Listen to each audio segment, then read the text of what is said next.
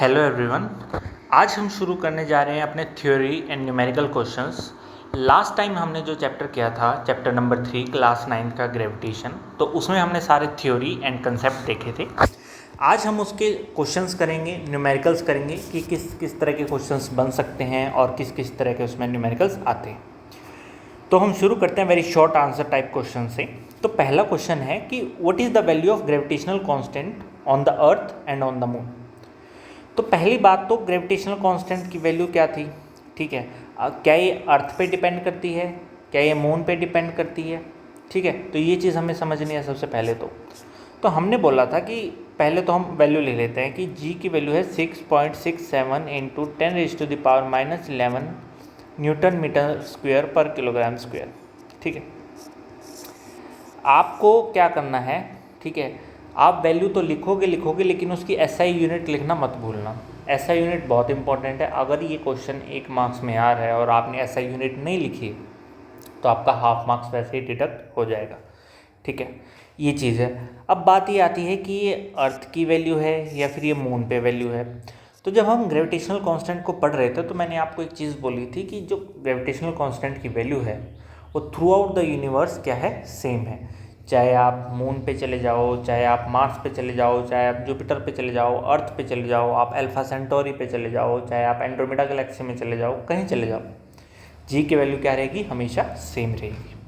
तो वो क्या है, 6.67 इंटू 10⁻⁻11 न्यूटन मीटर स्क्वायर पर kilogram square. Which force is responsible for the moon revolving around the earth. ये अर्थ है, अर्थ के अराउंड क्या है, ये हमारा मून जो है रिवॉल्व कर रहा है। अब बात ये आती है कि ये किस उससे रिवॉल्व कर रहा है। तो बेसिकली दो चीज़ें हैं, ठीक है। ग्रेविटेशनल फोर्स, और इस ग्रेविटेशनल फोर्स की वजह से क्या लगती है, सेंट्रीपिटल फोर्स, ठीक है। तो चाहे आप ग्रेविटेशनल फोर्स लिखाओ चाहे सेंट्रीपिटल फोर्स लिखाओ, बस फ़र्क इतना है कि सेंट्रीपिटल फोर्स जनरेट ही किस वजह से होती है, ग्रेविटेशनल फोर्स की वजह से होती है। तो आप बेसिकली ग्रेविटेशनल फोर्स लिख के आओगे यहाँ पे, ठीक है, कि gravitational force is responsible for the moon revolving around the earth.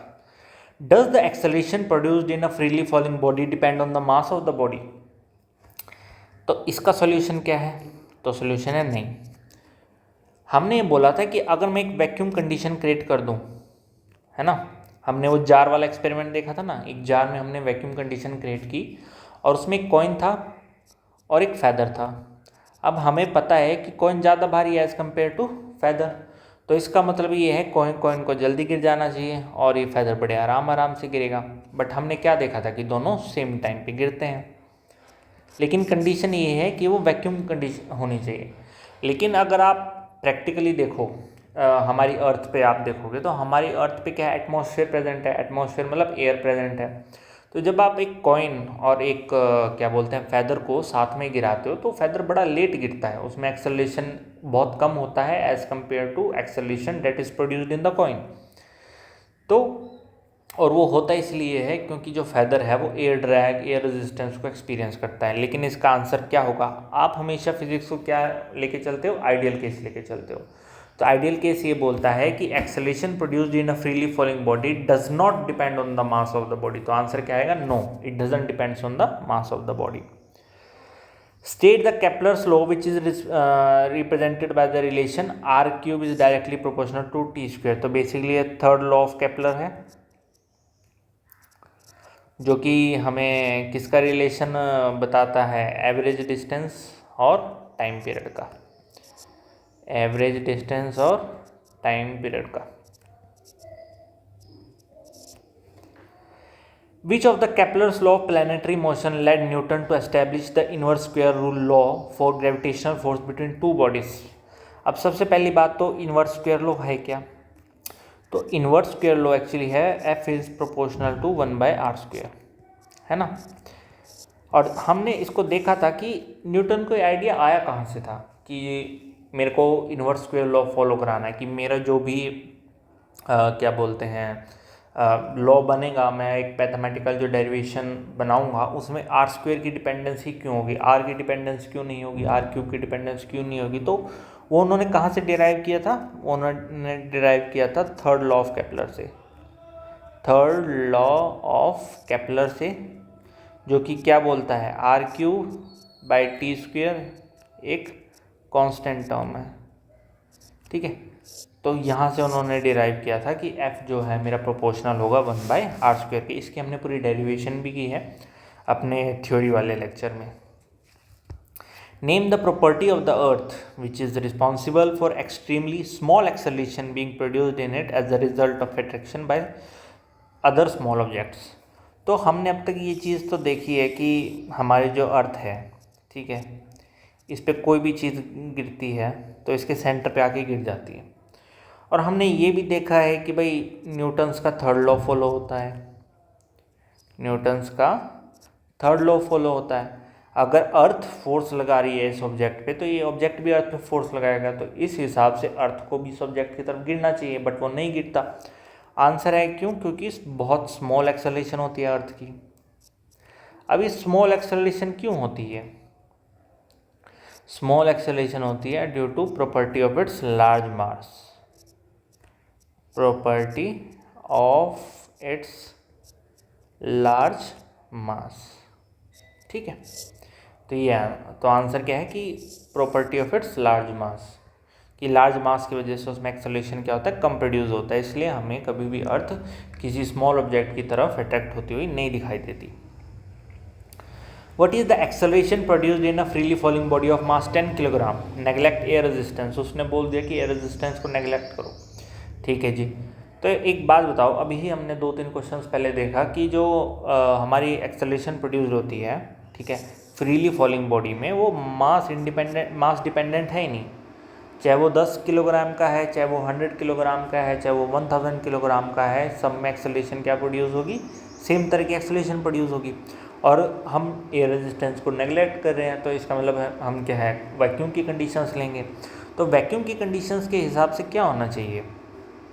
हमारी जी की वैल्यू अर्थ के लिए क्या आती है? जब हम जी को gm/r² से इक्वेट करते हैं तो हमारी जी की वैल्यू क्या आती है? Approximately 9.8 metre per second square.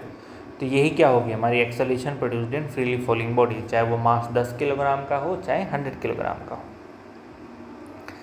Give the formula for gravitational force between two bodies of mass m and small m kept at a distance d from each other। तो सिंपली ये तो हमने देखा है, F क्या होता है, Gm/m/d²।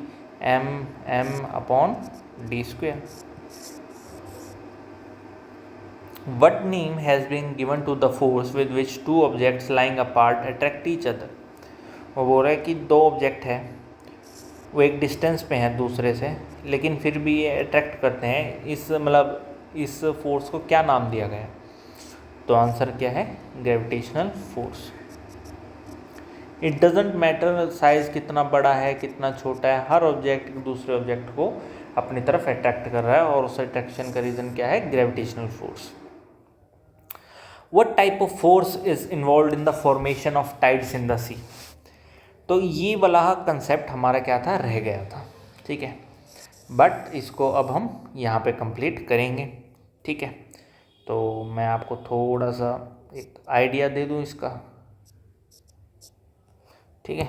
थोड़ा सा मेरे को ड्राइंग बनाने में टाइम लगेगा, तब तक आप कुछ और काम कीजिए, मैं तब तक आपकी ड्राइंग बना लूँ।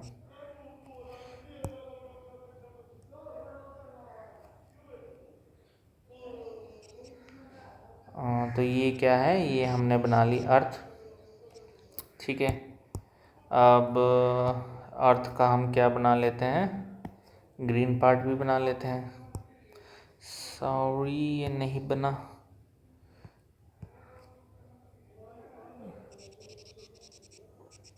ये हो गई हमारी अर्थ,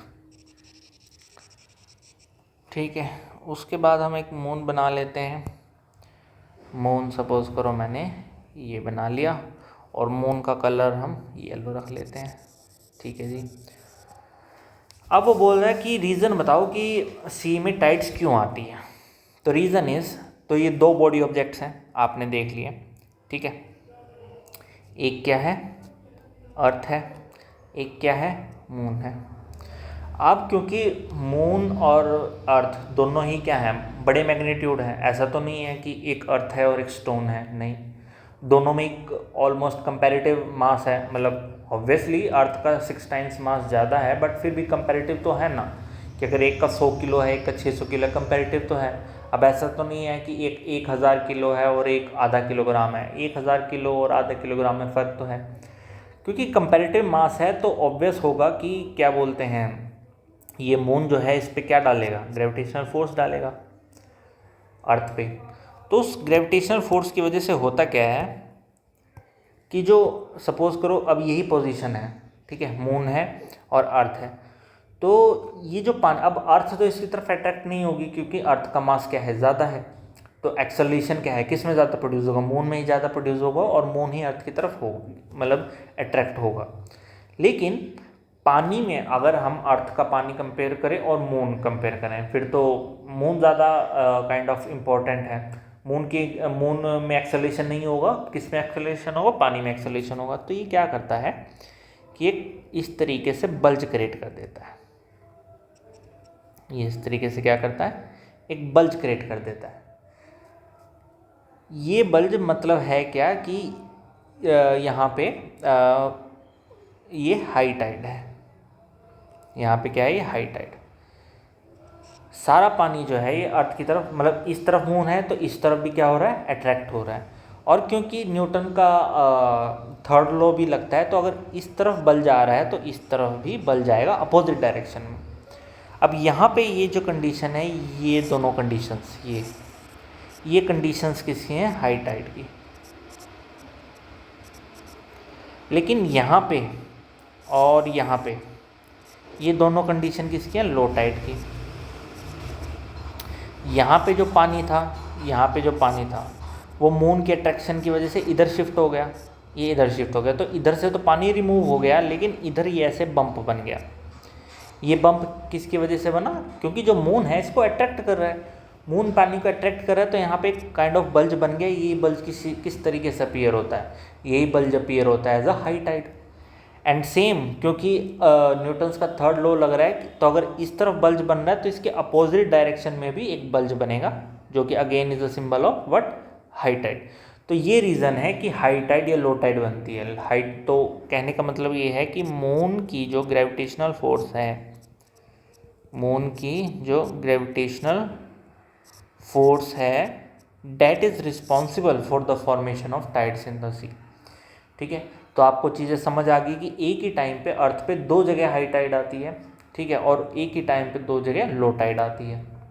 लो टाइड का रीज़न क्या है कि जिस डायरेक्शन में मून अट्रैक्ट कर रहा है पानी, उन डायरेक्शंस में चला जाता है, तो वहाँ पे पानी कम हो जाएगा, और जहाँ पे पानी कम हो जाएगा वहाँ पे लो टाइड, और जहाँ पे बल्ज बन रहा है अर्थ पे वहाँ पे क्या होगा, हाई टाइड की कंडीशन होगी।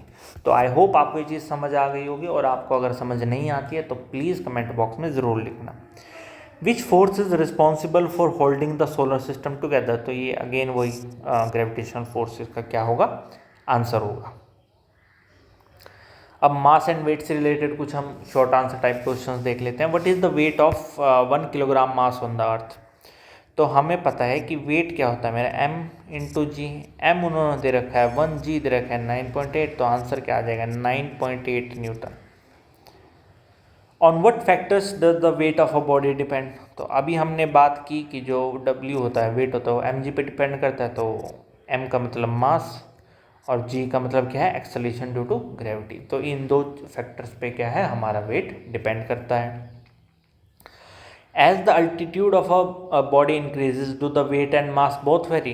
तो मास तो हमें पता है कि भाई मास तो थ्रू आउट द यूनिवर्स क्या है, कांस्टेंट है, तो मास तो कभी भी चेंज नहीं होगा।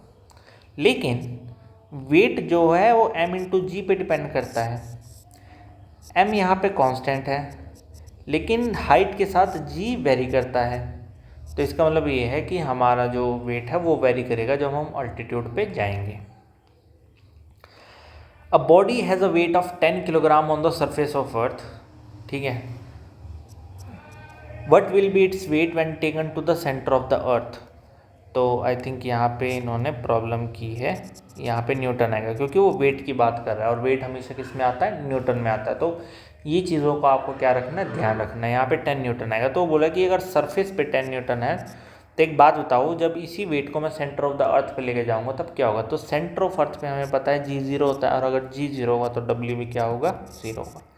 लेकिन अगर वो यहाँ पे बोलता कि मेरा मास 10 किलोग्राम है, तो बताओ जब मैं सेंटर पे जाऊंगा तब मेरा मास क्या होगा। तो मैं मास के लिए बोलूँगा तो मास मेरा तब भी कितना रहेगा, 10 किलोग्राम रहेगा। तो आपने यहाँ से दो चीज़ें सीख ली, ठीक है। If the weight of the body on the earth is 6 Newton, what will be it's on the moon. तो बोल रहा है कि अर्थ पे वेट क्या है, 6 न्यूटन। तो बताओ मून पे क्या होगा।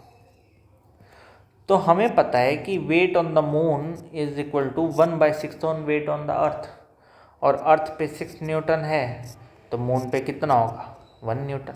सिंपल। ये फिल इन द ब्लैंक्स हैं, ये सब क्या करने हैं, आपको प्रैक्टिस करने हैं, ठीक है। इनका आंसर आपको कमेंट बॉक्स में देना है और मैं चेक करूँगा। Explain what is meant by the equation G is equal to Gm/r²। तो हमें क्या पता है, G is equal to Gm/r² का क्या होता है, acceleration due to gravity. Acceleration due to gravity, and acceleration due to gravity is produced in the condition of free fall. Free fall means when there is no other force acting on the object, ठीक है। तो आपको basically जी के बारे में बताना है, जी है क्या, जी किस पे डिपेंड कर रहा है, ठीक है। जी में जो एम है वो क्या है, वो किसका मास है, बॉडी का मास है जो फ्री फॉल कर रही है, या फिर ये जिस बॉडी की तरफ मूव कर रही है उसका मास है, r² का है। आपको ये सब बताना है इसमें। फिर आपको फ्री फॉल बताना है, तो हमने अभी डिस्कस कर ही लिया कि फ्री फॉल वो कंडीशन है जो जिसमें हम अर्थ की ग्रेविटी में गिर रहे होते हैं और कोई भी हमारे ऊपर एक्सटर्नल फोर्स नहीं लग रही होती। During a free fall will heavier objects accelerate more than lighter ones. तो आंसर है नहीं। हम आइडियल कंडीशन लेके चलेंगे, वैक्यूम वाली। तो वैक्यूम वाली कंडीशन क्या बोलती है कि मास जितना मर्जी हो, एक्सेलरेट सब एक ही मैग्नीट्यूड से करेंगे। फिर वो बोलते हैं can we apply Newton's third law to the gravitational force, explain your answer. तो आंसर है यस, ऑब्वियसली। अगर एक अर्थ स्टोन को अपनी तरफ अट्रैक्ट कर रही है तो एक स्टोन भी इक्वल एंड अपोजिट डायरेक्शन से अर्थ को अपनी तरफ अट्रैक्ट करेगा। लेकिन क्योंकि फोर्स का मैग्नीट्यूड सेम है लेकिन मास वेरी कर रहा है, तो इसकी वजह से क्या होगा, मास क्या कर रहा है, वेरी कर रहा है। स्टोन का मास कुछ होगा और अर्थ का मास कुछ और होगा। अब क्योंकि फोर्स सेम है, फोर्स क्या होती है, m/a। तो a आपका क्या होता है, F/m। F दोनों के लिए सेम है लेकिन m क्या है, अलग अलग। स्टोन के लिए m कम है तो a ज़्यादा होगा, और अर्थ के लिए m ज़्यादा है तो a कम होगा। तो इसलिए हमें स्टोन उसकी तरफ गिरता हुआ दिखाई देता है। लेकिन रियलिटी तो ये है कि न्यूटन्स का थर्ड लॉ अप्लाई होता है, स्टोन भी इक्वली अट्रैक्ट करता है अर्थ को। Give reason. The force of gravitation between two cricket balls is extremely small but that between a cricket ball and earth is extremely large. तो basically बात यह है कि मैग्नीट्यूड का डिफरेंस आ जाता है, क्योंकि हमें पता है कि F क्या होता है मेरा, G m1 × m2/r²। तो जब मैं इसमें m1 और m2 और r² की वैल्यू रखता हूँ तो मेरे F की वैल्यू जो आती है एक डेसिमल सिस्टम में आती है, 0.000 समथिंग, जिसका मैग्नीट्यूड बहुत ही नेग्लिजिबल है। You can't measure that gravitational force. तो इसलिए हमें वो अट्रैक्ट होती हुई नहीं दिखाई देती। लेकिन अगर मैं m1 को अर्थ रख लूँ और m2 को एक क्रिकेट बॉल रख लूँ, तब मेरा ये m1 और m2 की वैल्यू बहुत ज़्यादा हो जाएगी, मेरे r² की वैल्यू बहुत हो जाएगी। तो उसकी वजह से हमारा जो F है वो एक मतलब टेंजिबल मैग्नीट्यूड होगा जो हमें इफ़ेक्ट प्रोड्यूस करता हुआ दिखाई देगा। तो ये रीज़न है इसका। State 2 applications of universal law of gravitation. तो बोला कि ये जो ग्रेविटी है इसका एप्लीकेशन है, ऑब्वियसली एप्लीकेशन है। हमारी अर्थ सन के अराउंड इसलिए रिवॉल्व कर पा रही है क्योंकि क्या बोलते हैं, ग्रेविटेशन की वजह से। हम अर्थ के ऊपर इसलिए सिंपली चल पाते हैं, किस वजह से, क्योंकि ग्रेविटेशनल फोर्स ऑफ अर्थ की वजह से। Explain why if a stone held in our hand is released it falls towards the earth. Because earth क्या कर रही है, उसको अपनी तरफ अट्रैक्ट कर रही है ग्रेविटेशनल फोर्स की वजह से। तो इसमें तो सिंपल है। अब हमारे पास क्या है, न्यूमेरिकल्स। अच्छे अब हमें न्यूमेरिकल्स करने हैं। Calculate the force of gravitation between two objects, mass दे दिया और उनके बीच का डिस्टेंस दे दिया, तो आपको सिंपल फॉर्मूला क्या लगाना है, G M upon are square. G की वैल्यू आपको दी है, एम की वैल्यू, स्मॉल एम की वैल्यू, आर स्क्वेयर की वैल्यू, सब की वैल्यू दी है, सिंपल डालो और करो।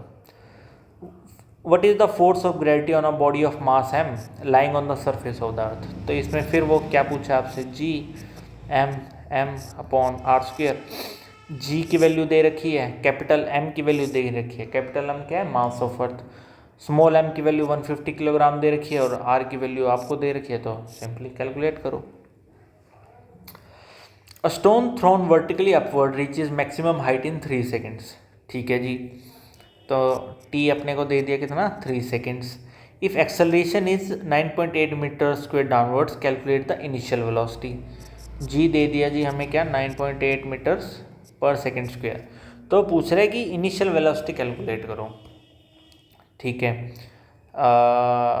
इसके लिए हम कौन सा फॉर्मूला यूज़ कर सकते हैं, एक तो है v is equal to u plus a t. हाँ जी, ये यूज़ कर सकते हैं।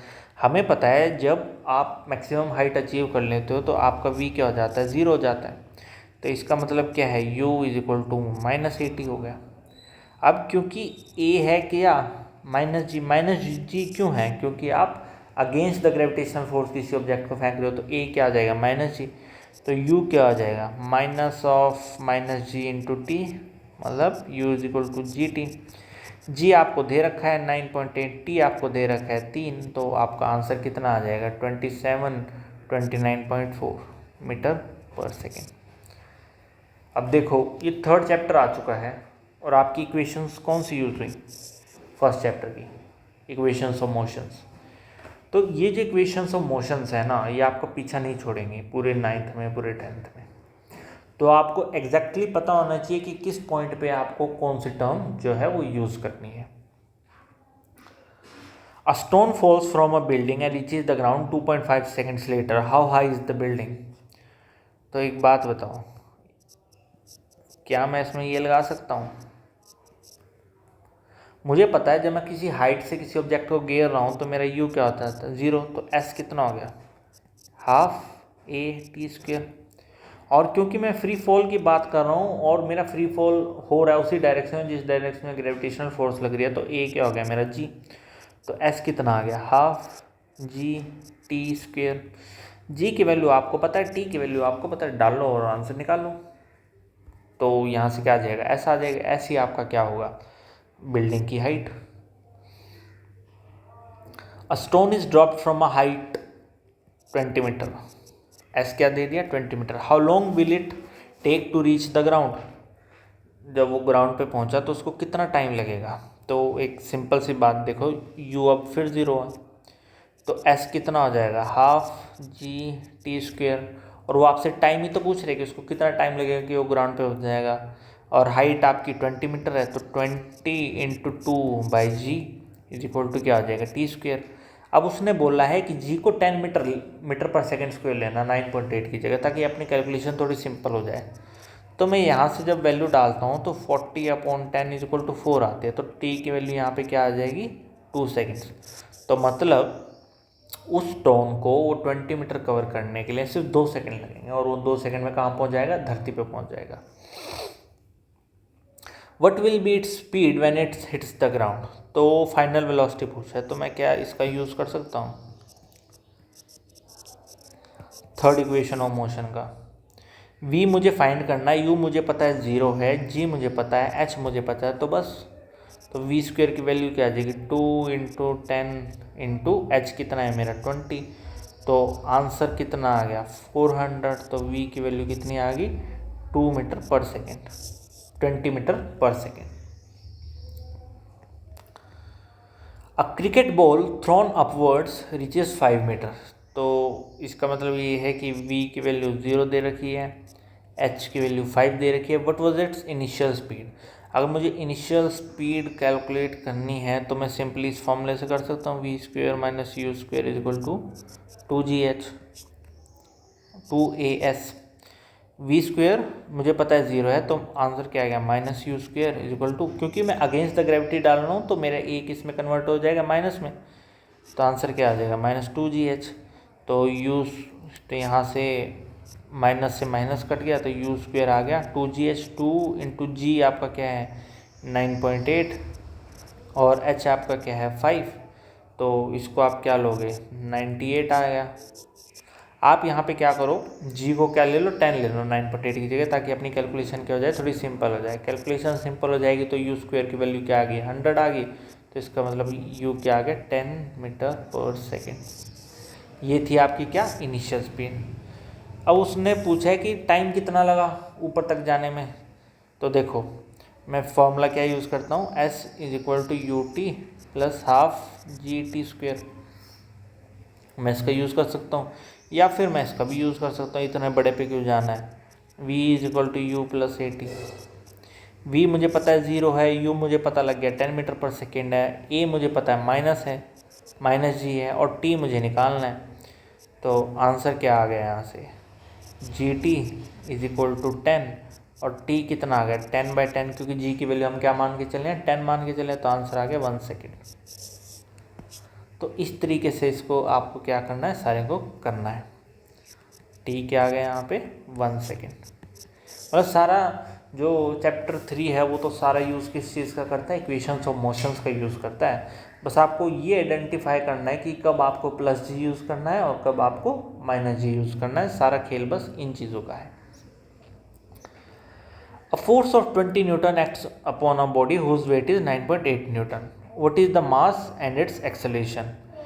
अच्छा, तो force of acts upon a body whose weight is, ठीक है, तो एक हमें फोर्स दे रखी है जो कि है 20 न्यूटन, एक वेट दे रखा है जो कि है 9.8 न्यूटन।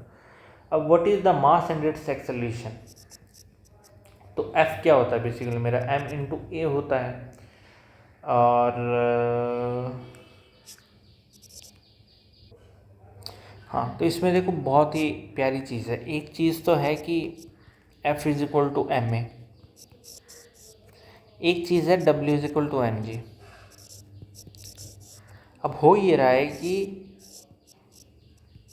इसका तो वेट है W is equal to m g और इस पर एक एक्सटर्नल फोर्स लग रही है जो कि क्या है F is equal to m है। समझ आई। अब आपको मास बताना है। मास आप किसका बताओगे, इसका लड़के का। एक्सेलरेशन किसकी बताओगे, इस लड़के की, जब इस पर एक्सटर्नल फोर्स लग रही है। तो एक बात देखो, हमने W को क्या बोला कि W क्या है एम जी। W 9.8 न्यूटन दे रखा है, G उन्होंने दे रखा है कि 9.8 है, तो M कितना आ गया 1 किलोग्राम। तो M की वैल्यू आ गई अपने पास 1 किलोग्राम। अब मुझे एक्सेलरेशन बतानी है इस लड़के की जो एक्सटर्नल फोर्स की वजह से, तो F क्या होता है M इंटू ए। F इन्होंने क्या दे रखा है 20, M इन्होंने क्या दे रखा है 1, तो एक्सेलरेशन क्या आ जाएगी 20 मीटर पर सेकेंड स्क्वायर। तो इसका ऐसे यूज़ करना था। देखो बहुत ही प्यारा और बहुत ही कंफ्यूजिंग क्वेश्चन है, ठीक है, लेकिन अगर आप इसमें समझ गए कि एक्चुअली हुआ क्या है तो ये समझ लेना आपके कंसेप्ट बहुत अच्छे से हो गए। क्योंकि जनरली हम क्या करते हैं F को W ले लेते हैं क्योंकि हम यही अजम्पशन मानते हुए हैं, लेकिन अब यहाँ पे F अलग दे दिया W अलग दे दिया, तो इसके लिए आपको कंसेप्चुअल क्लैरिटी होना ज़रूरी है कि ये फोर्स क्या है वेट क्या है। तो वेट बेसिकली इस पर्सन का वेट है, ठीक है, जो कि क्या है W is equal to m g, और इस पर एक एक्सटर्नली फोर्स लग रही है, ठीक है। ये फोर्स तो है ही, ये भी एक फोर्स है, वेट भी एक फोर्स है, लेकिन ये फोर्स किसकी वजह से, ग्रेविटेशनल फोर्स की वजह से। लेकिन इस लड़के पे एक अलग से एक्सटर्नल फोर्स लग रही है जिसकी वैल्यू क्या है 20 न्यूटन, और ये 20 न्यूटन किसकी वैल्यू है M इंटू ए की। समझ रहे हो। तो ये कंसेप्चुअल क्लैरिटी होना बहुत ज़रूरी है कि क्वेश्चन में एक्चुअली पूछा गया है। A stone resting on the ground has a gravitational force of 20 Newton acting on it. What is its weight and mass? तो वेट तो भाई सिंपल ही 20 न्यूटन हो जाएगा, लेकिन अगर मैं मास की बात करूँ तो मास कितना हो जाएगा 20 न्यूटन बाई 10, जो कि है 2 किलोग्राम। आई होप आपको ये समझ आएगा। यहाँ पे हमने जी को 10 मीटर पर सेकंड स्क्वायर लेना है, ना कि 9.8 मीटर पर सेकंड स्क्वायर। ठीक है, तो एक चीज़ याद रखना कि अगर आपको मेंशन है कि आपको क्या लेना है फिर तो वही लोगे। अगर आपको नहीं मेंशन है तो कोशिश करना 9.8 लो, और अगर आपको दिख रहा है कि मतलब उसने कुछ नहीं लिखा हुआ और आप 9.8 से करते हुए जा रहे हो न्यूमेरिकल को, और आप देख रहे हो कि एक जगह आके आप थोड़ा सा कैलकुलेशन में फिसल गए हो, तो आपको क्या करना है, जी को सिंपली 10 ले लो। अगर आपको लग रहा है कि 10 से क्या हो जाएगा, आपका सिंप्लीफिकेशन आसान हो जाएगी। ठीक है, बट लिख देना शुरू में कि assuming g is equal to 10 metre per second square. ठीक है, because to ease the calculation. ठीक है ना। An object has a mass of 20 kilogram on earth. M कितना दे रखा है, 20।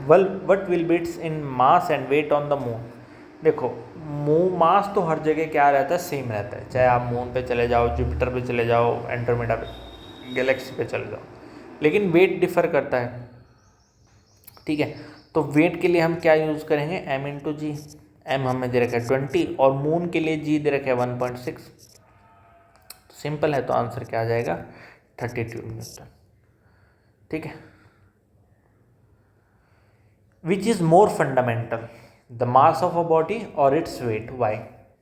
अब एक चीज़ समझो कि अगर ये पूछा है कि what is more fundamental, fundamental का मतलब क्या होता है, अनब्रेकेबल। ठीक है, जो एक वेल एस्टेब्लिश्ड हो कोई भी चीज़। ठीक है, वेल एस्टेब्लिश्ड का मतलब क्या हो गया कि जैसे कि पानी जो है वो 100 डिग्री सेल्सियस पे ही बॉईल करता है, ना 99 पे ना 101 पे। तो एक फंडामेंटल चीज़ है।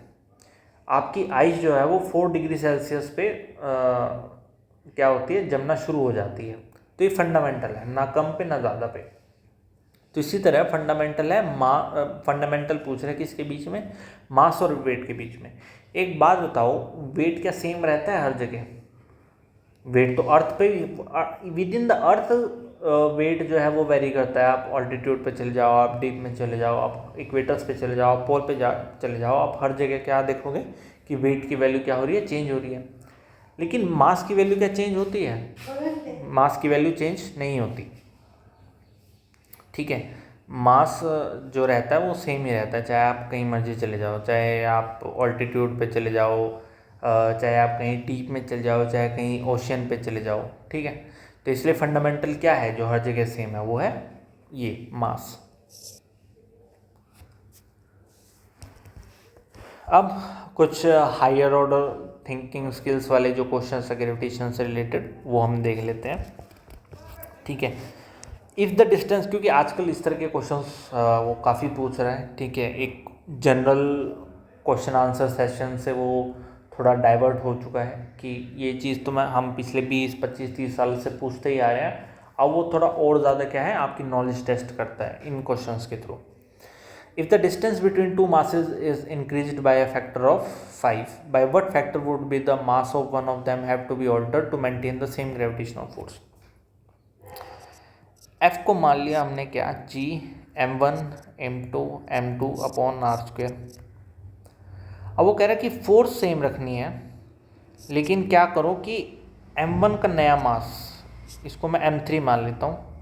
हम इसको कैसे चेंज करें कि हमारी F की वैल्यू सेम रहे, लेकिन तब जब डिस्टेंस दोनों के बीच में 5 के फैक्टर से क्या हो गया, इंक्रीज हो गया, मतलब 5r का स्क्वायर। अब इन दोनों का इक्वेट कर दो। इक्वेट कैसे करना है, G m1 into m2 upon are square is equal to G m3 m1 ही है, लेकिन उसने वही पूछा है कि किसी एक मास को हम कितने फैक्टर से चेंज करें कि आंसर सेम आए, कि दोनों पे सेम ग्रेविटी लगे। तो उसको हमने m3 से रिप्रेजेंट कर दिया कि m3 हमें निकालना है एक्चुअली, कि m3 की वैल्यू क्या होगी, m2 upon 25 r square. R square से आर स्क्वेयर चला गया, जी से जी चला गया, m2 से m2 चला गया, तो आंसर क्या आता है, m3 is equal to 25 m1। तो मतलब आपका जो m1 पहले केस में, इस केस में जो m1 था उसको आपको 25 टाइम्स इंक्रीज करना पड़ेगा सेकंड केस में, जब आपने उन दोनों के बीच का डिस्टेंस जो है वो 5 टाइम्स इंक्रीज कर दिया, ताकि दोनों के बीच में जो ग्रेविटेशनल फोर्स रहे वो सेम रहे। ठीक है, why don't two objects in a room move towards each other due to universal gravitational force. वही बात है कि आपको क्या लिखना है, सबसे पहले तो फॉर्मूला लिखना है G m1 into M2 upon are square. फिर आप बोलो कि G की पावर -11 में होती है और हमारे रूम में जितने भी मासेज हैं, ठीक है, वो बहुत कम वेट के हैं, 10 किलोग्राम, 15 किलोग्राम, 20 किलोग्राम। अगर मैं 10-20 किलोग्राम भी लेता हूँ, उनके बीच में डिस्टेंस भी कितना होता है मैक्स टू मैक्स, 2 या 2.5 मीटर। तो उस हिसाब से मैं देखूँ तो मेरा आंसर क्या आएगा, बहुत ज़्यादा डेसिमल में आएगा, 0.00 समथिंग। और इतनी फोर्स को ऑब्जर्व कर पाना बहुत मुश्किल है। इस वजह से हमें हमारे रूम में कोई भी दो चीज़ें आपस में इंटरेक्ट करती हुई नहीं दिखाई देती। Suppose a planet exists whose mass and radius both are half those of Earth. Calculate the acceleration due to gravity on its surface. तो हमें पता है कि A क्या होता है, Gm/r²। वो बोल रहा है कि जो नया प्लैनेट है उसका मास भी हाफ है, तो इसका मतलब ये है कि आपका A डैश क्या है, G=m/2, और उसका रेडियस भी हाफ है, तो ये क्या है, r/2 का स्क्वायर। तो जब मैं इसको सॉल्व करता हूँ तो मेरा आंसर क्या आता है, 2 × r²/4। और इसको अगर मैं इक्वेट करता हूँ तो क्या बनती है बात, A = 2Gm/r²। ये Gm/r² क्या है, जो कि अर्थ की एक्सेलरेशन ड्यू टू ग्रेविटी है। तो नए प्लैनेट की AP लिख देता हूँ मैं, नए प्लैनेट की एक्सेलरेशन ड्यू टू ग्रेविटी है, वो अर्थ की एक्सेलरेशन ड्यू टू ग्रेविटी से 2 टाइम्स होगी अगर उसका मास और रेडियस दोनों हाफ है। ठीक है, तो इस तरीके से आपको अप्रोच करना है इस तरीके के क्वेश्चंस को। A coin and a piece of paper are dropped from the same height. Which touches first? What happens in vacuum? तो देखो, अब इसने दो कंडीशंस ले ली कि वो बोला कि एक कॉइन है और एक पेपर है, उसको आप ड्रॉप कर रहे हो सेम हाइट से, तो विच टचेज फर्स्ट। अब यहाँ पे जनरल अगर सिर्फ यहाँ तक होता विच टचेज फर्स्ट, तो आप क्या लेते, आइडियल कंडीशन लेते। आइडियल कंडीशन क्या है कि वैक्यूम है, लेकिन उसने पूछ दिया कि अब वैक्यूम में क्या होगा। तो इसका मतलब है पहले केस में वो प्रैक्टिकल आंसर पूछ रहे हैं। प्रैक्टिकल मतलब अर्थ पे रह के, और अर्थ पे रह के आप क्या फील करते हो, एयर रेजिस्टेंस फील करते हो। तो पहले केस में आपका आंसर ये होगा कि पीस सबसे पहले टच कौन करता है, तो आपका आंसर होगा कॉइन सबसे पहले टच करेगा, क्योंकि पीस ऑफ पेपर के लार्ज सरफेस एरिया की वजह से वो एयर ड्रैग और एयर रेजिस्टेंस ज़्यादा एक्सपीरियंस करता है, जिसकी वजह से उसकी जो एक्सेलरेशन है ड्यू टू ग्रेविटी वो कम होती है, इसलिए वो बाद में गिरता है और कॉइन पहले गिरता है। लेकिन अगर मैं वैक्यूम की बात करूँगा तो वैक्यूम में कोई भी एयर रेजिस्टेंस या एयर ड्रैग नहीं होता, जिसकी वजह से दोनों सेम टाइम पे अर्थ को पहले टच करेंगे साथ में। Why do we see the stone falling towards the earth but not the earth rising towards the stone. ये हम कर चुके हैं, इसका बार बार मैं जवाब नहीं दूंगा। ठीक है, ये आपको फ्रेम करना है। फ्रेम होगा कैसे, तो इसके लिए आपको क्या करना है, बुक्स पढ़नी है। ठीक है, उन क्वेश्चंस को लिखो कि अब देखो ये चीज़ वो बहुत अलग अलग तरीके से पूछ सकता है। ठीक है, अर्थ स्टोन की जगह वो कुछ और रख देगा, एप्पल रख देगा, ये रख देगा, लेकिन आंसर तो आपका सब में सेम रहेगा ना। फिजिक्स और लॉ तो सबके पीछे सेम है, तो आपको इन क्वेश्चंस को खुद एक फ्रेम करके लिखना है। और वो फ्रेमिंग आप करोगे कहाँ से, बुक्स पढ़ के। समझ आई। What is the actual shape of the orbit of a planet? Actual shape क्या होती है, एलिप्टिकल। हमें न्यूटन उसके केपलर के फर्स्ट लॉ ने हमें ये बताया था कि हमारा जो ऑर्बिट्स हैं, जिसमें अर्थ या और प्लैनेट सन के अराउंड रिवॉल्व करते हैं, वो सर्कुलर ना होके क्या है, एलिप्टिकल है। What assumption did the Newton make to derive the inverse square law? अब बात ये आती है कि जब न्यूटन ने इनवर्स स्क्वायर लॉ को डिराइव करना शुरू किया तो उन्होंने क्या एज्यूम किया था, उन्होंने बोला था कि हम इस ऑर्बिट्स को इलेप्टिकल नाम मान के क्या मानेंगे कि ये सर्कुलर है। ठीक है, ये चीज़ आपको क्या रखनी है, याद रखनी है। तो ये तो था सारा था क्या, ग्रेविटी के ऊपर। अब बात आती है फ्लूइड, प्रेशर और बायंसी। ठीक है, ये जो टॉपिक है ना, फ्लूइड, प्रेशर एंड बायंसी, ये थोड़ा सा क्या बोलते हैं, ये बहुत ही इंटरचेंजेबल और कंसेप्ट्स काफ़ी मिले जुले हैं, सब में बस हल्का हल्का सा फर्क है। तो इसकी थ्योरी को बड़े अच्छे से पढ़ना है आप लोगों को, है ना, ताकि आप क्वेश्चंस में डिफ्रेंशिएट कर पाओ कि क्या पूछा है। Write the common unit of density. तो डेंसिटी की यूनिट क्या होती है, kilogram per metre cube. What is the density of water in SI units? तो डेंसिटी ऑफ वाटर होती है ये 1000 किलोग्राम पर मीट्रिक क्यूब। मतलब अगर आप एक 1 मीट्रिक क्यूब वॉल्यूम का क्यूब लोगे, क्यूब का क्या 1 मीट्रिक क्यूब के मतलब इसका क्या मतलब है, मैं अभी आपको बताता हूँ। ठीक है, इसका मैं आपको अभी मतलब समझा दूंगा कि ये डेंसिटी का आपको एक्चुअली आइडिया क्या लगता है। अगर आप एक क्यूब लेते हो और क्यूब की लेंथ ब्रेड्थ और हाइट तीनों ही 1 मीटर है, ठीक है, जैसे ये एक क्यूब है, इसकी लेंथ भी, इसकी हाइट भी और इसकी ब्रेथ भी सब क्या है 1 मीटर की है। आपने एक क्यूब बनाया, आप अगर इसमें पूरा ऊपर तक पानी भर दोगे तो उस पानी का मास क्या होगा 1000 किलोग्राम। तो 1000 किलोग्राम पर मीट्रिक क्यूब का मतलब यही है कि 1 मीट्रिक क्यूब की वॉल्यूम में वो 1000 किलोग्राम पानी क्या है स्टोर करता है। देखो कितना वो है, फंडामेंटल है। 980 भी तो हो सकता था, 970 किलोग्राम भी तो हो सकता, लेकिन पानी एग्जैक्टली 1000 किलोग्राम पर मीट्रिक क्यूब होता है। सोचो हमारा यूनिवर्स कितना मैथमेटिकल प्रिसीजन पे काम करता है। What is the value of relative density of water? तो हमने पढ़ा था कि रिलेटिव डेंसिटी क्या होती है, density of object upon density of water. अब डेंसिटी ऑफ ऑब्जेक्ट क्या है, यहाँ पे डेंसिटी ऑफ वाटर की ही बात कर रहा है, तो density of water upon density of water cut के क्या आ जाएगा 1, तो आंसर क्या है 1। समझ आया?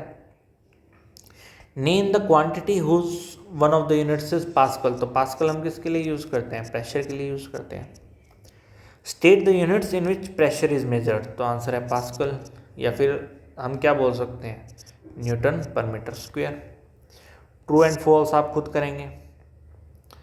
इन which direction does the buoyant force on an object due to liquid act? तो हमने पढ़ा था कि बायएंट फोर्स अपवर्ड डायरेक्शन में एक्ट करती है, ठीक है। So in buoyant force acts on an object in the upward direction due to liquid. What is the other name of buoyant force? तो अदर नेम इसका क्या था, अपथ्रस्ट। थ्रस्ट का क्या मतलब होता है, जो फोर्स परपेंडिकुलरली लग रही है, और अगर वो परपेंडिकुलर फोर्स जो कि सरफेस पे लग रही है वो ऊपर की डायरेक्शन में हो तो उसको क्या बोलते हैं, अपथ्रस्ट, और वही क्या है buoyant force. Name the force which makes the object appear lighter when immersed in a liquid. तो आंसर क्या है, बायएंट फोर्स। बायएंट फोर्स क्या करती है कि जैसे ही कोई ऑब्जेक्ट पानी में लिक्विड में आया तो उसके ऊपर क्या लगाना शुरू कर देती है, बायएंट फोर्स, जिसकी वजह से उसका जो अपरेंट वेट है वो कम हो जाता है as compare to true weight. क्यों? क्योंकि सपोज करो उस बॉक्स का वेट है 100 न्यूटन, और जैसे ही उसने आपने उसको क्या रखा, पानी में रखा, तो पानी में उसके ऊपर क्या लगने लगे, अपथ्रस्ट। सपोज अपथ्रस्ट उस पर क्या लग रही है 20 न्यूटन की लग रही है, तो आपका जो ट्रू वेट तो ये है। ट्रू वेट किसको बोलेंगे, जो लिक्विड के बाहर उसका वेट है, लेकिन अपरेंट वेट किसको बोलेंगे, जो उसका रियलिटी में वो क्या है 100 माइनस 20 जो कि है 80 न्यूटन। What is upthrust? तो upthrust is the force which acts on an object in an upward direction due to liquid when that object is placed in that liquid. Name the principle which gives the magnitude of buoyant force. तो magnitude कौन देता है, बायएंसी। हमें पता है कि बायएंसी क्या होती है, लेकिन उसका मैग्नीट्यूड कि कितना होगा मैग्नीट्यूड वो कौन बताता है, तो वो बताता है हमें आर्किमिडीज प्रिंसिपल। आर्किमिडीज प्रिंसिपल हमें क्या बोलता है, आर्किमिडीज प्रिंसिपल बोलता है कि एक ऑब्जेक्ट पे उतनी फोर्स लगेगी जितना वो पानी डिस्प्लेस करेगा। सपोज करो उसने 20 न्यूटन वेट का पानी डिस्प्लेस करा, तो समझ लेना कि उस पर कितना अपथ्रस्ट लग रहा होगा, 20 न्यूटन का अपथ्रस्ट लग रहा होगा। The relative density of the mercury is 13.6। What does this mean? वो बोल रहा है कि जो रिलेटिव डेंसिटी है मर्क्यूरी की वो 13.6 है। अभी किसके रिलेटिव में होता है, रिलेटिव टू वाटर। अगर वाटर की रिलेटिव डेंसिटी 1 है और मर्क्यूरी की 13.6 है, तो इसका मतलब ये है कि मर्क्यूरी जो है वो 13.6 टाइम्स क्या है, डेंसर है, हैवियर है, किससे, वाटर से। What name is given to the thrust per unit area? Thrust per unit area को आप क्या नाम देते हो, प्रेशर, है ना। What is the scientific name of the upward force acting on an object immersed in a liquid? तो answer है अपथ्रस्ट या फिर buoyant force. What is meant by the term buoyancy? buoyancy means the force acting on an object due to which appears lighter, due to which that object appears lighter in liquid. What causes a buoyant force on a boat? तो एक बात बताओ, जब हमारी boat पानी में गई, ठीक है, जब हमारी बोट क्या है, ये हमारी बोट है, ये बोट क्या गई, पानी में गई। तो पानी में जाते ही इसने क्या किया, वाटर को डिस्प्लेस किया, और अगर वाटर डिस्प्लेस किया तो इसके मतलब उसके ऊपर क्या लगी, buoyancy force. So the weight of the boat which acts in downward direction causes the liquid to displace, and that displaced liquid allows the buoyancy force to act on the boat. समझ आया क्या procedure हुआ ये कि boat जब पानी में उतरी तो बोट का जो कुछ पार्ट है वो पानी के अंदर सबमर्ज हो गया हुआ। अब वो जो पानी के अंदर सबमर्ज हुआ उसका कुछ वेट हुआ होगा जो नीचे की तरफ लगा। अब उस वेट ने नीचे की तरफ लगा तो इसका मतलब ये है कि कुछ उसने पानी डिस्प्लेस किया होगा, और अगर उसने पानी डिस्प्लेस किया तो इसके मतलब उसके ऊपर क्या लग रही है, बायंसी फोर्स लग रही है। तो ये रीज़न है कि जो बोट है उसके ऊपर क्या लगती है, बायंसी फोर्स लगती है। Why does ice float in water? तो देखो आइस किससे बनी है, वाटर से बनी है, तो फिर आइस फ्लोट क्यों करी है, क्योंकि दोनों की डेंसिटी सेम होनी चाहिए। और आइस भी एक पानी का ही फॉर्म है और पानी तो पानी है ही। तो अब ये डिफरेंस कहाँ पे आया, वो फ्लोट क्यों, आइस फ्लोट क्यों करती है पानी के ऊपर? तो रीज़न इज़ जब आइस फॉर्म होती है तो आइस के अंदर क्या आ जाता है, देखो आइस है तो क्या, एक वाटर ही, लेकिन आइस के अंदर जैसे आइस फॉर्मेशन होता है तो आइस कंप्लीटली पानी नहीं होती, उसके अंदर क्या हो जाता है, एयर गैप्स होते हैं। अब क्योंकि आइस एक मिक्सचर है एयर और वाटर का, तो इसकी जो डेंसिटी है वो कम होती है एज़ कम्पेयर टू वाटर। क्योंकि हमने जब थ्योरी कर रहे थे तो हमने पढ़ा था कि बोट क्यों फ्लोट करती है। बोट क्योंकि एल्यूमिनियम की बनी है और एल्यूमिनियम की डेंसिटी तो ज़्यादा है कंपेयर टू वाटर, तो बोट को तो डूब जाना चाहिए। जैसे कि नीडल है वो एल्यूमिनियम की बनी है तो वो डूब जाती है, लेकिन बोट नहीं डूबती। तो उसका आंसर हमने क्या दिया था, क्योंकि बोट एक होलो ऑब्जेक्ट है, उस होलो ऑब्जेक्ट में वो एल्यूमिनियम भी है और एयर भी है, तो उनकी जो एवरेज डेंसिटी है एयर प्लस एल्यूमिनियम की मिला के वो कम हो जाती है एज़ कम्पेयर टू वाटर। तो इस वजह से उनकी एवरेज डेंसिटी कम होगी कंपैरिजन टू वाटर, तो वो फ्लोट करती है।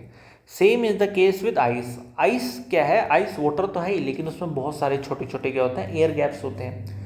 उस एयर गैप्स की वजह से जो उसकी एवरेज डेंसिटी है वो कम हो जाती है एज़ कम्पेयर टू वाटर, इसलिए हमारी जो आइस है वो क्या होती है, वाटर में फ्लोट करती है।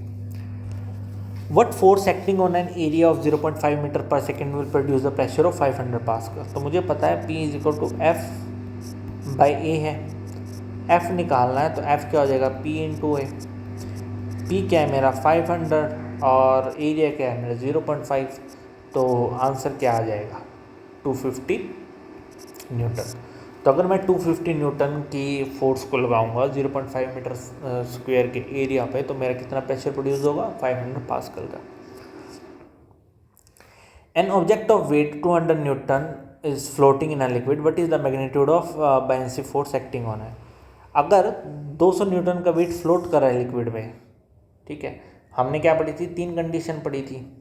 एक कंडीशन क्या थी कि वो बिल्कुल डूब चुका है, एक कंडीशन की थी आधा पानी में आधा हुआ, और एक है कि कम्प्लीटली सबमर्ज है, फ्लोट करी है ऐसे। तो इसका मतलब है जब फ्लोट करी है तो आंसर क्या होता है कि आपका जो वेट ऑफ जो बॉडी है that is weight of liquid displaced. तो इसका मतलब है, और वेट ऑफ लिक्विड डिस्प्लेस्ड क्या होता है, buoyancy force.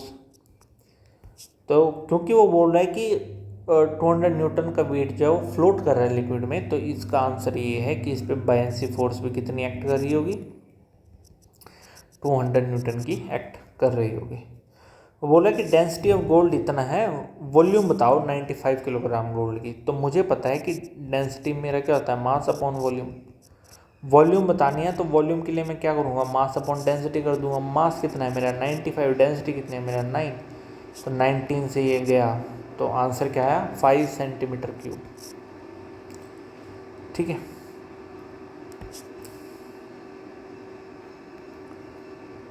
What is the mass of ये वॉल्यूम दे रखी है, उसकी डेंसिटी दे रखी है। अब मुझे पता है डेंसिटी क्या होती है, मास अपॉन वॉल्यूम। मुझे मास निकालना है, तो मास के लिए मैं क्या करूँगा, डेंसिटी इनटू वॉल्यूम। डेंसिटी कितनी है 300, 3000, और वॉल्यूम कितने हैं 5, तो आंसर कितना आ जाएगा 15,000 किलोग्राम। एक चीज़ याद रखनी है, और चीज़ ये है कि जब भी आप यूनिट्स का मल्टीप्लिकेशन या डिवाइड कर रहे हो तो कोशिश ये करना कि हर कोई सेम यूनिट्स में हो। जैसे यहाँ पे मीटर क्यूब है तो आपकी डेंसिटी में भी मीटर क्यूब होना चाहिए। अगर यहाँ पे सेंटीमीटर क्यूब होता तो आपको सेंटीमीटर क्यूब को कन्वर्ट करना पड़ता किसमें, मीटर क्यूब में। ठीक है, तभी आपकी जो यूनिट्स हैं वो कैंसिल होती है आपस में। ठीक है। Why does a block of wood held under water rise to the surface when released. तो इसका आंसर है बायंसी फोर्स। उस पर क्या करती है, बायंसी फोर्स एक्ट करती है। और क्योंकि वेट ऑफ द जो वुड है, डेंसिटी ऑफ द वुड है वो लेस देन क्या है किसके, डेंसिटी ऑफ वाटर के, तो इसकी वजह से अब क्योंकि density of would less than है डेंसिटी ऑफ किसके, लिक्विड के, तो इसकी वजह से क्या होता है वो पानी के ऊपर आ जाता है। Why does a mug feel lighter, क्योंकि उस पर बायंसी फोर्स लग रही है। What happens to the buoyancy force as more volume is immersed and when is its maximum. तो क्या होगा कि अगर मैं और ज़्यादा, सपोज करो कि अभी मेरे पास क्या है, ये ऑब्जेक्ट है 2 मीटर क्यूब का, ठीक है, वॉल्यूम है इसकी, और मैंने सिर्फ इसकी 1 मीटर क्यूब की वॉल्यूम को पानी के में इमर्ज कर रखा है। ठीक है, तो उसकी उस पर कुछ बायंसी फोर्स लग रही होगी। ठीक है, अब मैं क्या करता हूँ 1 मीटर की जगह 1.5 मीटर क्यूब को क्या कर देता हूँ, पानी में इमर्ज करा देता हूँ। तो अब मेरी बायंसी फोर्स पे क्या होगा, तो हमने ये पढ़ा है कि मोर is the volume emerged in the liquid, more is the water displaced by it, and more is the water displaced by it, more is the buoyancy force. तो इसका मतलब है जितनी ज़्यादा मैं वॉल्यूम को इमर्ज करूँगा ऑब्जेक्ट की पानी में या किसी लिक्विड में, उतनी ज़्यादा उस पर क्या लगी, बायंसी फोर्स लगी। और वो मैक्सिमम कब होगी, मैक्सिमम तब होगी जब मैं पूरे ही ऑब्जेक्ट को क्या कर दूंगा, इमर्ज कर दूंगा पानी में। ठीक है, मैक्सिमम कब होगी, जब पूरा ही ऑब्जेक्ट क्या है वो इमर्ज होगा। Full object immerse. Why do we feel light on our feet when standing in a swimming pool. तो भाई अपने पे बायंसी फोर्स लग रही है। Explain why big boulders can be moved easily by flood. तो सबसे पहली बात तो हमें ये पता होना चाहिए कि बोल्डर्स क्या होते हैं। तो बोल्डर्स होते हैं बड़े बड़े पत्थर। तो बोल रहे हैं कि सपोज करो नदी किनारे बहुत सारे बड़े बड़े पत्थर रखे होते हैं, तो जैसे ही फ्लड आती है तो वो सब भी मूव कर। अब इतने बड़े बड़े पत्थर है, जनरली वो मूव तो नहीं होते, लेकिन फ्लड आते ही वो एक जगह से दूसरी जगह पे शिफ्ट हो जाते हैं वो बोल्डर्स। मतलब पानी का बहाव इतना ज़्यादा तेज होता है कि वो मूव करने लग जाते हैं। लेकिन वो मूव करते क्यों हैं, मतलब है तो अब जो हमारा रॉक है, रॉक की डेंसिटी ज़्यादा है पानी से, तो इस हिसाब से तो नहीं करना चाहिए उसको मूव। तो रीज़न ये है कि जब एक तो पहली बात तो जब फ्लड आती है तो उसकी जो काइनेटिक एनर्जी होती है पानी की बहुत ज़्यादा होती है। ठीक है, बहुत हाई होती है। दूसरा, जैसे ही फ्लड आते ही वो जो बोल्डर्स हैं, वो जो रॉक्स हैं, वो किस में आ गए, लिक्विड के अंदर आ गए। और क्योंकि वो लिक्विड के अंदर आ गए, इमर्ज्ड हैं, रॉक की कुछ वॉल्यूम क्या होगी, पानी में इमर्ज्ड होगी, तो उससे अब क्वांटिटी भी बहुत ज़्यादा होती है फ्लड के पानी की। तो उससे होता है क्या कि बायंसी फोर्स लगता है किस पे, बोल्डर्स पे। और जब बोल्डर्स पे बायंसी फोर्स लगता है तो अपने ट्रू वेट के कंपैरिजन में अपैरेंट वेट पे शिफ्ट हो जाते हैं, तो हल्के हो जाते हैं। अब काइनेटिक एनर्जी ऑलरेडी फ्लड के पास है, फ्लड वाटर के पास है, बायंसी फोर्स की वजह से वो और क्या हो गए, हल्के हो गए। तो इसकी वजह से क्या होता है कि फ्लड आते ही बड़े बड़े पत्थर एक जगह से दूसरी जगह पे क्या हो जाते हैं, शिफ्ट हो जाते हैं। जैसे आपने न्यूज़ वगैरह में देखते भी होंगे कि पहाड़ों में जब बाढ़ वगैरह आती है तो बहुत सारे पत्थर अपने साथ लेके आते हैं। उन पत्थरों की वजह से ज़्यादा तबाही होते हैं, घर टूट जाते हैं, या फिर जो किनारे होते हैं एक नदी के वो टूट जाते हैं, क्योंकि वो बड़े बड़े पत्थर उन पर फोर्स लगाते हैं। अब वो इतने बड़े बड़े पत्थर आ कहाँ से रहे हैं, मतलब मूव ही कैसे कर रहे हैं। तो ये रीज़न है कि पहली बात तो फ्लड वाटर के पास काइनेटिक एनर्जी पूरी भर के होती है। ठीक है, तो दूसरा, अब जैसे ही वो पानी, वो जो बोल्डर्स हैं, वो जो रॉक्स हैं, वो पानी के उसमें फ्लड के वाटर में आए तो उन पर बायंसी फोर्स लगी। बायंसी फोर्स की वजह से क्या हुआ, वो थोड़े से हल्के हो गए। और जब हल्के हो गए ऊपर से काइनेटिक एनर्जी उन पे ज़्यादा लग रही है तो वो एक जगह से दूसरी जगह क्या है ईजिली मूव हो जाते हैं। Why does an iron nail sink in water. अब आयरन नेल पानी में डूब जाती है लेकिन मरकरी में नहीं डूबती। रीज़न इज़ कि जो आयरन नेल है, आयरन नेल की डेंसिटी ज़्यादा है एज़ कम्पेयर टू वाटर, तो पानी में तो डूब जाते हैं, लेकिन इनकी डेंसिटी कम है एज़ कम्पेयर टू मरकरी, इसलिए वो मरकरी में फ्लोट कर जाते हैं लेकिन पानी में डूब जाती है। Steel sinks in water but a steel boat floats why. तो स्टील बोट इसलिए फ्लोट करती है क्योंकि स्टील बोट की जो एवरेज डेंसिटी है, क्यों, क्योंकि स्टील बोट किससे बनी होगी, ये बोट है, अब इसके आउटर बॉडी सारी स्टील से बनी है लेकिन अंदर से क्या है, होलो है तो एयर है, तो इनकी जो एवरेज डेंसिटी होगी वो किसकी डेंसिटी होगी, density of air plus density of steel, इनका 2, और ये जो एवरेज डेंसिटी आती है ये कम आती है एज़ कम्पेयर टू वाटर, तो इसलिए हमारी बोट क्या है वो फ्लोट करती है। लेकिन अगर मैं सिंपल स्टील का कोई ऑब्जेक्ट ले लूँ जो होलो नहीं है, ठीक है, अगर मैं उसको पानी में रखूँ तो पानी में क्या हो जाएगी, डूब जाएगी। Why are school bags provided with wide straps. जो हमारे स्कूल बैग्स होते हैं, ये हमारे स्कूल बैग्स हैं,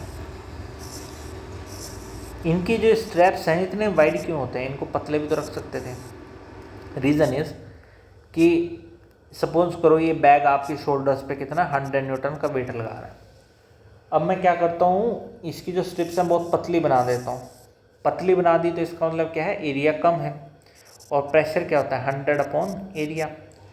अब क्योंकि एरिया कम है तो आपका प्रेशर क्या होगा, ज़्यादा होगा, और प्रेशर ज़्यादा होगा तो आपके शोल्डर्स पे पर यूनिट एरिया पे बहुत ज़्यादा फोर्स लगेगी, तो वो निशान पड़ जाते हैं आपके, और जब एक नैरो स्पेस में इतनी ज़्यादा फोर्स लग रही है तो आपके शोल्डर्स क्या हैं, दुखने लग जाएंगे, वहाँ पे बहुत गंदे निशान पड़ जाएंगे। लेकिन अगर मैं इन स्ट्रैप्स को वाइड कर दूँ तो एरिया क्या हो जाएगा, बढ़ जाएगा, और जब एरिया बढ़ गया तो प्रेशर क्या हो जाएगा, घट जाएगा, तो इसलिए आप इजीली स्कूल बैग्स को कैरी कर सको।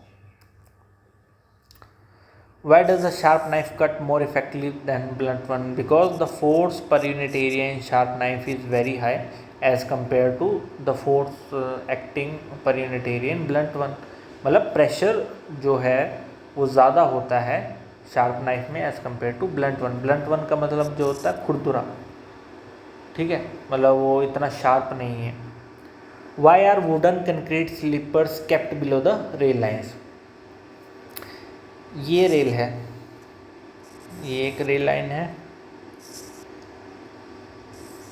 अब इसको क्या कर सकते थे, इसको सिंपली ऐसे भी तो रख सकते थे, लेकिन ऐसा नहीं है, इसके नीचे क्या है, इस तरीके से वो रखे जाते हैं, या तो लकड़ी के, आजकल तो सीमेंटेड वो रखे जाते हैं, सीमेंटेड स्लीपर्स रखे जाते हैं।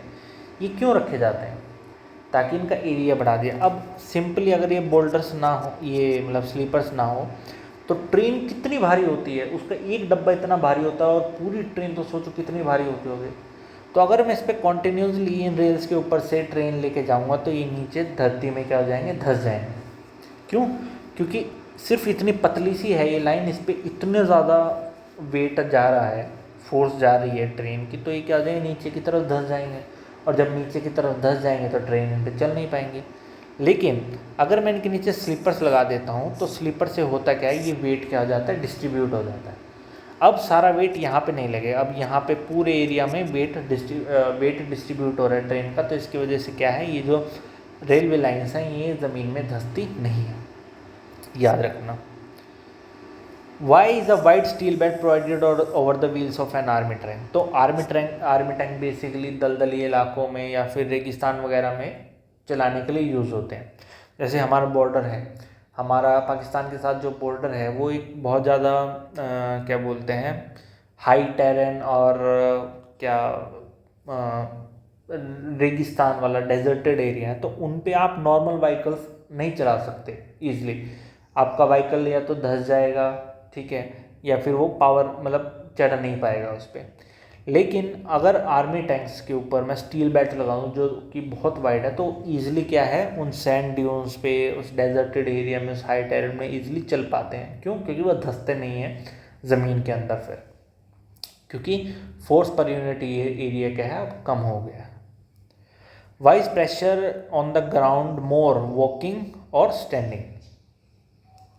देखो जब आप वॉक करते हो ना तो आप एक टाइम पे ग्राउंड पे क्या रख रहे हो, एक ही फुट रख रहे हो, ठीक है, एक टाइम पे एक ही फुट रख रहे हो। तो उससे होता क्या है, अब जब एक फुट रखा तो आपकी पूरी बॉडी, सपोज आपकी बॉडी का वेट 100 किलोग्राम है, तो आपका 100 किलोग्राम का वेट कहाँ लग रहा है, एक उस पर लग रहा है, ठीक है, मतलब एक आपके फुट का जो एरिया उस पर लगेगा, ठीक है। सिमिलरली जब आप अगला स्टेप लगोगे तो 100 किलोग्राम का इस पे लगा, सपोज करो ए एरिया है, ठीक है।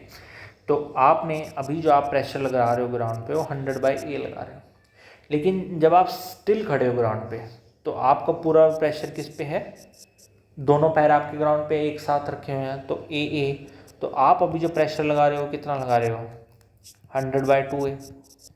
तो इस केस में प्रेशर ज़्यादा है या इस केस में प्रेशर ज़्यादा है, ऑब्वियसली इस केस में प्रेशर ज़्यादा है। तो इसकी वजह से जब हम चलते हैं तो ग्राउंड पे ज़्यादा प्रेशर लगता है एज़ कम्पेयर टू जब हम स्टैंडिंग पोजीशन में हैं। Why the depression in cushion more when standing than lying down. Cushion का मतलब तकिया है, आप एक तकिए के ऊपर खड़े हो और एक आप तकिए के ऊपर लेटे हो, तो बताओ कब ज़्यादा कुशन दबेगा। तो आंसर है कि जब आप उस पर खड़े होगे। जब आप उस पर खड़े हो वेट तो अब भी आपका उतना ही लग रहा है, लेकिन आपका एरिया क्या है, सिर्फ जितना आपके फुट का एरिया है, ठीक है। लेकिन जब आप लाई डाउन करें तो लाई डाउन का मतलब आपने पूरी बॉडी उस पर रखी है, आपकी पूरी बॉडी का एरिया ज़्यादा है, फोर्स तो अभी भी उतनी लग रही है जितना आपका वेट है। तो इसका मतलब ये है कि डिप्रेशन इन कुशन ज़्यादा होगा जब आप स्टैंडिंग करोगे as compare to lying down, क्योंकि लाई डाउन के टाइम पे जब आप लेटे हो तकिए के ऊपर तो आपका जो एरिया है वो ज़्यादा होगा, फोर्स तो सेम रहेगी दोनों में। Why is it easier to walk on soft sand with flat shoes than sharp heels. Sharp heels में जो प्रेशर है वो ज़्यादा एक्सर्ट करती है ग्राउंड पे, क्योंकि फोर्स पर यूनिट एरिया ज़्यादा होता है। लेकिन अगर मैं फ्लैट शूज़ ले लूँगा तो उनका एरिया ज़्यादा होगा, फोर्स तो अभी भी उतनी लग रही है, तो इससे फोर्स पर यूनिट एरिया कम होगा और सैंड पे वॉक करना आसान होगा। नेम दिस फोर्सेस, दिस खुद करेंगे। प्रेशर दे रखा है 10 पास्कल्स का, एरिया दे रखा है 3 का, फोर्स क्या है, तो फोर्स होगी 30। क्यों, क्योंकि प्रेशर क्या होता है F/A, तो यहाँ से F क्या आ जाएगा P/A। P हमें दे रखा है, A हमें दे रखा है, जिसकी वैल्यू क्या आती है 30 Newton. If the area is made 1/3, अगर मैं एरिया को 1/3 कर दूँ, मतलब अगर 3 था उसको 1 कर दूँ तो अब क्या होगा, तो अब मेरी जो फोर्स होगी वो क्या होगी 10 × 1, मतलब 10 न्यूटन। गर्ल का वेट है 550 न्यूटन, ये वेट ही क्या है, फोर्स है। एरिया दे रखा है 160 centimetre square. Pressure on 2 foot on 1 foot, ठीक है। ये एक शू का एरिया है और वो प्रेशर पूछ रहा है। प्रेशर क्या होता है, फोर्स अपॉन एरिया। अब उसने जो फोर्स है वो तो न्यूटन में दे रखी है, सही यूनिट में दे रखी है, लेकिन एरिया उसने क्या दे रखा है, सेंटीमीटर स्क्वायर में दे रखा है, ठीक है। तो सेंटीमीटर स्क्वायर को मुझे किस में कन्वर्ट करना पड़ेगा, मीटर स्क्वायर में। तो मैं बात करता हूँ जब वो दोनों फुट पे खड़ा है।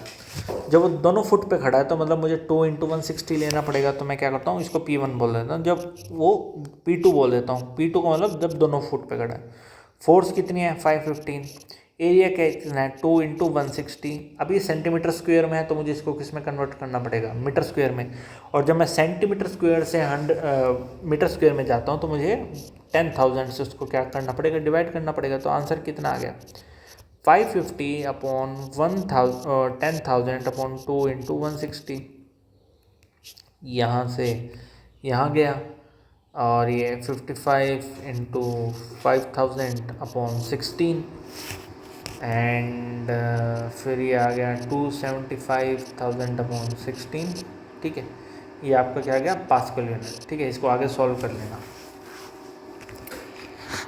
अब जब वो 1 फुट पे खड़ा होगा तो बस ये 2 नहीं आएगा, 2 नहीं आएगा तो इसका मतलब है ऊपर 2 से मल्टीप्लाई हो जाएगा, तो वो उसका आंसर हो जाएगा। डेंसिटी ये कैलकुलेट करनी है। ऑब्जेक्ट वे कर रहा है 500 ग्राम, ठीक है। विल इट वे लेस और मोर इन वाटर, बेसिकली वो मास की बात कर रहा है कि मास उसने 0.5 किलोग्राम दे रखा है। अब इसको हम वेट में भी कन्वर्ट कर सकते हैं। हम मान लेते हैं कि भाई कितना है 10 से मल्टीप्लाई कर देता हूँ मैं, 9.8 मीटर पर सेकंड स्क्वायर की जगह 10 ले लेता हूँ, तो आंसर कितना आ जाएगा 5 न्यूटन। अब वो बोला कि जब आप इसको पानी में वे करोगे तो ज़्यादा करेगा या कम करेगा, तो आंसर है कम। अपरेंट वेट जो होगा वो कम होगा, 3 न्यूटन 4 न्यूटन। क्यों? क्योंकि पानी में उस पर क्या लगेगी, बायंसी फोर्स लगेगी। इक्वेशन फॉर डेंसिटी, तो इक्वेशन फॉर डेंसिटी क्या होती है, mass upon volume. Compare material A and B, मतलब ए का ये सब दे रखा है, तो अगर मैं डेंसिटी निकाल लूँ पहले की, तो 5/20 सेंटीमीटर क्यूब है, और इसको मुझे मीटर क्यूब में करना पड़ेगा। तो उसके लिए मैं क्या करूँगा, 10 लाख से इसको मल्टीप्लाई कर दूँगा, ये आ जाएगा। तो आंसर क्या आ जाएगा, 25 2,50,000 क्या आ जाएगी, किलोग्राम पर मीटर क्यूब। दूसरे का जब मैंने डी बी फाइंड करता हूँ, तो 20/90 इंटू फिर से 10 लाख से मल्टीप्लाई, और इसको मैं 10 लाख से मल्टीप्लाई करता हूँ तो 2 करोड़ अपॉन 90 से नहीं, ये इसका आंसर आ गया। तो अब बताओ कौन सी ज़्यादा है। अगर मैं इसको सॉल्व करता हूँ तो 2 2 2 2 2 2 समथिंग कुछ ही आती है, तो ऑब्वियसली डी ए क्या है, ज़्यादा है डी बी से। समझ आया? क्यों? क्योंकि इसकी है 2,50,000 किलोग्राम पर मीटर क्यूब, इसकी क्या है 2,22,000 कुछ। अब 2,50,000 ज़्यादा होता है एज़ कम्पेयर टू 2,22,000 के, तो इसका मतलब ये है कि density of A is greater than density of B. Buoyant force क्या है, उसका कॉज क्या है, boat displaces 6 kilogram of water, find the newton, ये सब हम कर चुके हैं। State the principle of flotation, तो प्रिंसिपल ऑफ फ्लोटेशन क्या बोलता है कि the upward force acting on the upthrust force acting on object is equal to the water displaced by it. अब एक फ्लोटिंग बोट जो है 6,000 न्यूटन वाटर डिस्प्लेस कर रही है, तो buoyancy force and weight of the boat बताओ। तो भाई दोनों के आंसर क्या आ जाएंगे, 600 न्यूटन। डिफाइंड डेंसिटी क्या होती है, रिलेटिव डेंसिटी क्या होती है, ये सब हम ऑलरेडी कर चुके हैं। High order thinking skills fluids के बारे में वो बोल रहा है कि मैं 2 इक्वल वेट्स लेता हूँ अनइक्वल वॉल्यूम्स के, जो कि एयर में बैलेंस कर रखे हैं। What happens when dipped in water. अब एक वो है कि वेट क्या है, इक्वल है, लेकिन वॉल्यूम अनइक्वल है। सपोज एक V1 है, एक V2 है, हम मान लेते हैं वॉल्यूम V1 ज़्यादा है एज़ कम्पेयर टू V2, ये हम मान के चलेंगे, ठीक है। अब वो बोलता है कि जैसे मैं इसको पानी में डुबोता हूँ तो क्या होगा। जैसे कि हमने माना है कि V1 ज़्यादा है V2 के, और हमने पता है कि मोर is the volume of an object that is immersed in water, so more is the buoyancy force acting on it and more light it feels। अब क्योंकि दोनों की वेट क्या है, सेम है, वॉल्यूम दोनों की अलग अलग है, और क्योंकि V1 क्या है ज़्यादा है, तो इसकी वजह से बायंसी फोर्स उस पर ज़्यादा लगी। बायंसी फोर्स ज़्यादा लगेगी तो इसका मतलब है जो अपरेंट वेट होगा वो कुछ इस तरीके से होगा कि अपरेंट वेट W1 का कम होगा as compare to apparent weight of W2। Apparent weight मतलब जो पानी में डालने के बाद हमें वेट मिल रहा है। अब इसको थोड़ा सा दोबारा क्लियरली समझते हैं चीज़ों को। ये एक ऑब्जेक्ट है, ये एक ऑब्जेक्ट है, इसका वेट है W1, इसका भी वेट क्या है W1। क्यों? क्योंकि उसने दे रखा है दोनों के वेट क्या है, इक्वल हैं। मैं W मान लेता हूँ। अब मान लेते हैं कि A की वॉल्यूम है V1, क्योंकि उसने बोला दोनों की अनइक्वल वॉल्यूम है, और दूसरे की है V2, और एक अजम्पशन हम ये लेके चल रहे हैं कि V1 is greater then V2, मतलब A की वॉल्यूम क्या है, ज़्यादा है एज़ कम्पेयर टू B। अब मैंने क्या किया, इनको पानी में डुबो दिया। ये मेरा A है, ये मेरा B है। अब बताओ कि आपको क्या डिफरेंस नज़र आएगा। देखो डिफरेंस ये नज़र आएगा, क्योंकि V1 ग्रेटर देन V2 है, तो इसका मतलब है A पे बायंसी फोर्स ज़्यादा लगेगी एज़ कम्पेयर टू B। जब A पे बायंसी फोर्स ज़्यादा लगेगी तो इसका जो वेट होगा वो ज़्यादा कम होगा, तो इसका मतलब है कि WFA अपरेंट वेट जो है वो कम होगा एज़ कम्पेयर टू B, क्योंकि इसने A ने ज़्यादा वाटर डिस्प्लेस किया। ज़्यादा वाटर डिस्प्लेस किया तो ज़्यादा बायंसी फोर्स लग रही है, और ज़्यादा बायंसी फोर्स लगे तो ये कम वेट फील होगा हमें। Two bodies undergo same loss in weight in water, must their weights in air be same? नहीं, ज़रूरी नहीं है, क्योंकि जो लॉस वेट है वाटर में वॉल्यूम की वजह से होता है, ना कि मास की वजह से। तो ये ज़रूरी नहीं है कि उनके, अगर मैं उनको बाहर निकालूंगा एयर में तब भी उनके वेट जो है वो सेम रहेंगे। उनकी वॉल्यूम सेम हो सकती है, मास सेम नहीं हो सकता। A boat floats in kerosene, will it sink और विल इट सिंक मोर और लेस इन वाटर? तो एक बोट है वो केरोसिन में क्या करिए, फ्लोट करिए, और केरोसिन में कितना है 0.8 इंटू 10 मतलब ये 800 किलोग्राम है, और ये इसमें केरोसिन में क्या कर रही है, फ्लोट कर रही है। तो एक बात बताओ, अगर मैं इसको अब पानी में फ्लोट कराऊं और पानी की डेंसिटी क्या होती है 1000 किलोग्राम पर मीटर क्यूब, तो बताओ कि जैसे ही वो केरोसिन से पानी में जाएगी बोट, तो क्या वो और डूबेगी या फिर और ऊपर उठेगी? तो आंसर है वो और ऊपर उठेगी। क्यों? क्योंकि अगर वो 800 किलोग्राम मीटर क्यूब के केरोसिन में तैर रही थी, और जब वो और ज़्यादा डेंसिटी के उसमें लिक्विड में आएगी तो और ज़्यादा उस पर बायंसी फोर्स लगेगी, और ज़्यादा बायंसी फोर्स लगेगी, तो इसका मतलब है कि और ज़्यादा वो पानी में ऊपर रहेगी, ना कि डूबेगी। ठीक है, आई होप आपको ये चीज़ समझ आई होगी। Reading on spring balance for a floating 50 kilogram, oh sorry ये तो कुछ गलत डाली है, इसके साथ कोई एक्स्ट्रा क्वेश्चन भी होगा वो शायद हमने नहीं डाला। Why does a fresh egg sink in water but floats in salt water? तो भाई जो फ्रेश एग की वो होती है, डेंसिटी होती है वो ज़्यादा होती है एज़ कम्पेयर टू वाटर। लेकिन अगर सोल्ट वाटर की बात करूँ तो सोल्ट वाटर में क्या होता है, सोल्ट भी होता है, और सोल्ट और वाटर का जो एवरेज डेंसिटी बनती है, ठीक है, वो बहुत ज़्यादा होती है। इसकी वजह से क्या है, जो फ्रेश एग है वो फ्लोट करने लग जाता है सोल्ट वाटर में। ठीक है, तो ये सारा था हमारा क्या, न्यूमेरिकल्स एंड क्वेश्चंस। एंड अगर आपको कहीं पे भी कुछ भी डाउट आया है तो प्लीज़ आप पूछना, जो भी आपको मतलब डाउट रहा है, कोई भी किसी भी कंसेप्ट में आपको समझ नहीं आया तो आप प्लीज़ कमेंट सेक्शन में डालना। और अगर आपको कुछ इमेज भेज के या फिर कुछ वीडियो भेज के डाउट पूछना है तो हमने डिस्क्रिप्शन बॉक्स में अपनी ईमेल आईडी भी डाल रखी है, तो आप वहाँ से भी हमें कांटेक्ट कर सकते हैं। हम आपका पूरी कोशिश करेंगे कि आपका डाउट अच्छे से सॉल्व करें, और अगर मुझे रियलाइज़ होता है कि ये एक मेजर डाउट है तो उसकी मैं एक शॉर्ट डाल के भी अपलोड कर दूँगा। तो ठीक है, फिर मिलते हैं हम अगले लेक्चर में जहाँ पे हम अपना नया चैप्टर शुरू करेंगे। तो ठीक है फिर।